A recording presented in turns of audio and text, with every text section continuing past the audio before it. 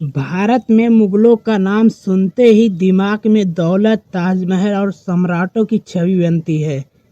लेकिन क्या आपने कभी सोचा है कि ये मुगल भारत में कैसे आए, कहाँ से आए, क्यों आए, कैसे आए? क्या ये हमलावर थे या विजेता? क्या ये भारत के भाग्य विधाता बने या फिर भारत की जड़ों को खोखला कर गए?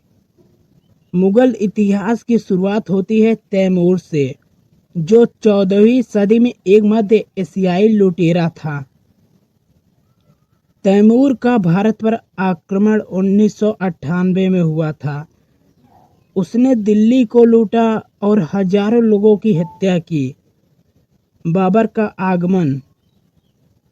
तैमूर के वंशज बाबर को समरकंद और काबुल में कठिनाइयों का सामना करना पड़ा। तब उसकी नज़र भारत पर पड़ी।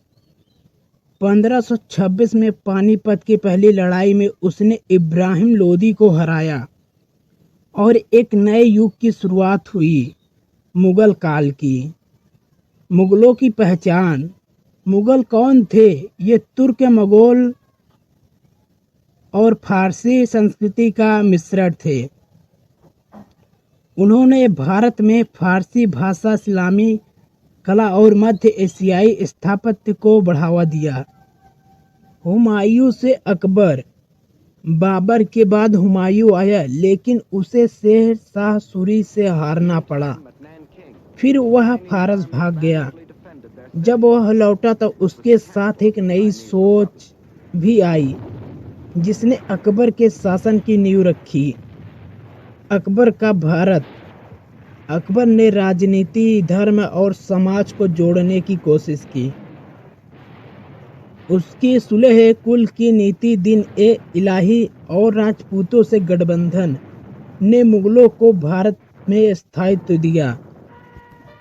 जहां अकबर ने एक साम्यवादी शासन की नींव रखी, वहीं औरंगजेब ने एक धार्मिक शासन का रास्ता चुना।